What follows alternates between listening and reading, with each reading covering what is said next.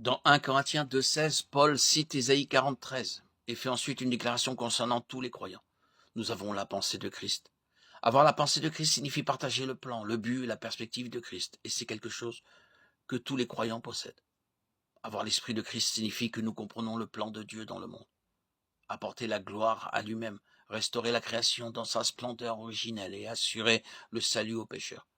Cela signifie que nous nous identifions au but de Christ, de chercher de sauver ce qui était perdu. Luc 19,10.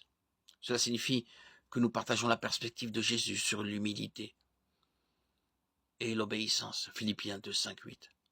La compassion et la dépendance à Dieu dans la prière. Matthieu 9,36. Luc 5,16.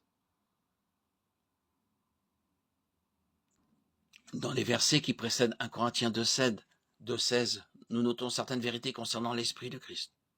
Pour avoir l'Esprit de Christ, il faut d'abord avoir la foi salvatrice en Christ. Jean 1,12, 1 Jean 5,12. Après le salut, le croyant vit une vie sous l'influence de Dieu. Le Saint-Esprit habite en lui et l'éclaire, l'infusant de sagesse. L'Esprit de Christ est en lui. Le croyant a la responsabilité de se soumettre à la direction de l'Esprit.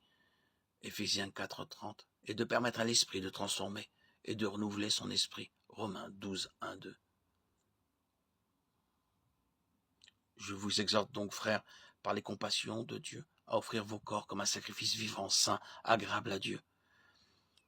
Ce qui sera de votre part un culte raisonnable.